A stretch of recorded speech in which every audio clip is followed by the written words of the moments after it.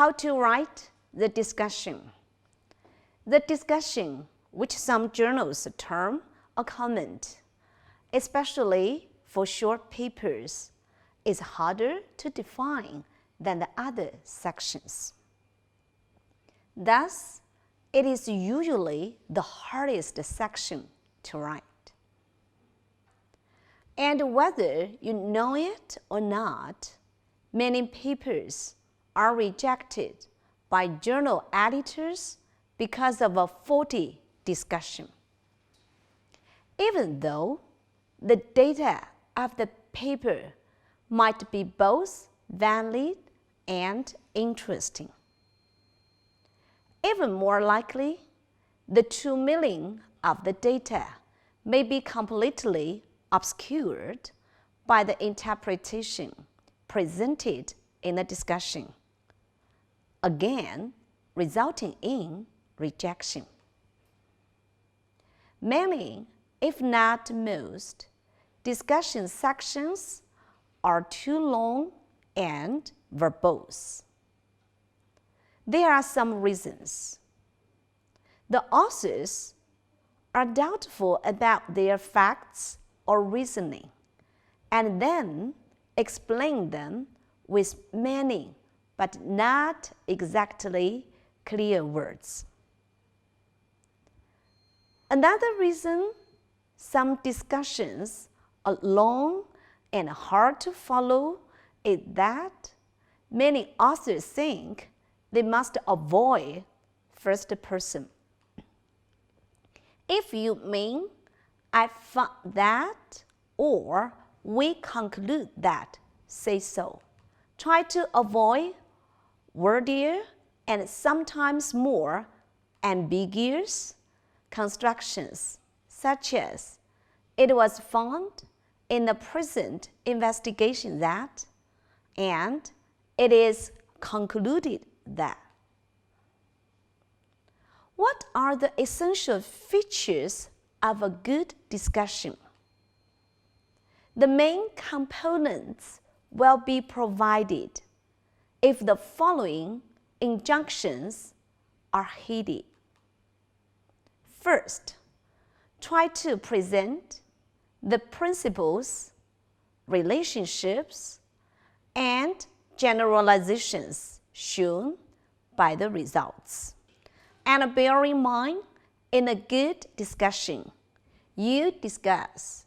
You do not recapitulate the results. Second, point out any exceptions or any lack of correlation and define unsettled points. Never take the high-risk alternative of trying to cover up or coin data that do not quite fit. Third, show how your results and interpretations agree or contrast with previously published work. Fourth, don't be shy. Discuss theoretical implications of your work as well as any possible practical applications. Fifth, state your conclusions as clearly as possible. Sixth, summarize your evidence for each conclusion. Just as the methods and the results should correspond to each other, so should the introduction and the discussion function as a pair. You should associate the evidence clues shown in the results with the background information in the introduction. To be specific, the introduction should have proposed one or more questions. The discussion should present what the findings say about the answers. Be sure the discussion answers what the introduction asked. Whereas the content of the introduction commonly moves from the general topic to your specific research. In sort of the funnel format, the discussion tends to do largely the reverse, much like an inverted funnel. For example, a well-structured discussion may first restate the main findings, then discuss how they relate to findings of previous research, then note implications and applications, and perhaps then identify and answer the questions well suited for future research. In the introduction, you invite readers into your research area. In the discussion, you make them well informed about your research and its meaning. In simple terms, the primary purpose of the discussion is to show the relationships among observed facts. Unfortunately, many authors often don't pay enough attention to the discussion part. They think it's only necessary to list the results and then let the readers draw their own conclusions. However, giving the result without explaining its meaning will only result in random interpretation, which will affect the research to obtain its due influence. Journal editors often hope that the paper can promote the research field and form an impact. Therefore, it is necessary to make good use of the discussion part to enhance the influence of the paper as much as possible. A good discussion can start by reiterating the research questions and assumptions put forward in the introduction, or providing a restatement of study purpose and then summarizing your main research results, so that readers can see at a glance whether your research has promoted the progress in this field. Start with the most important or relevant results, then move on to the less important ones. Don't discuss results controversial or hard to explain for now. Don't use big and empty language that data doesn't support. And don't exaggerate the importance of results. It's better to use suggestions than shows. Never use proofs.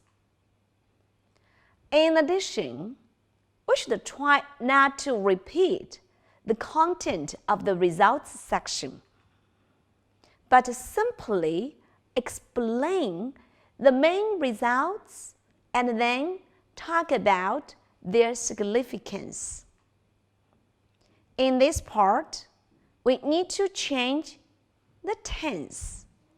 use a past tense to describe your results and published results, and use the present tense to discuss the significance of the results.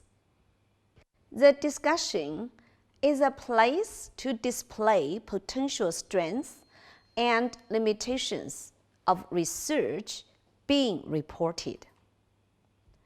It's very helpful to include such content. First, it can help readers further understand your research results.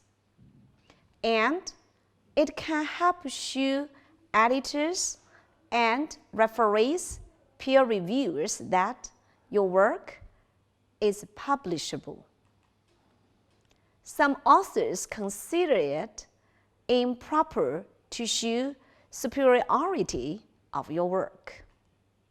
For example, advanced experimental techniques, large sample size, or long follow-up. However, such information can play an important role in aiding readers in determining how definitive the findings are. It also can help convince peer reviewers and editors that your work deserves publication. On the other hand, it's normal for the research to have certain limitations, such as technical difficulties, a relatively small sample size, or relatively short follow-up. In this kind of situation, do not try to hide such limitations. It's known that science is characterized with openness rather than avoidance. Instead of waiting for the reviewer to point out, it's better to put forward it yourself. In this way, it may increase the positive review opinions and shorten the publication cycle. The limitations of a research is not a problem in itself. Most of them have such limitations. So, it is important to recognize it and propose how to overcome it in further research. You should also know that not every discussion needs to discuss strengths or limitations of the research. However, if research has strengths or limitations major enough to be worthy of note, consider addressing them in the discussion. The second part of discussion is often ignored and often leads to rejection. After reiterating the issues and results, it is also necessary to state their relevance and importance. You need to compare your results in the context of literature research. Figuring out similarities and differences from previous literature in your field and discuss their implications. This part constitutes the main body of discussion. This part tells readers and editors, of course, what is the significance of your results based on the existing literature. How do they relate to the work of other researchers? There may be alternative explanations for your research, which should be mentioned and excluded as much as possible. If there are alternative explanations that cannot be excluded, your research is unfinished or at least in progress. In this case, you need to put forward what experiments will be carried out at the end of the discussion.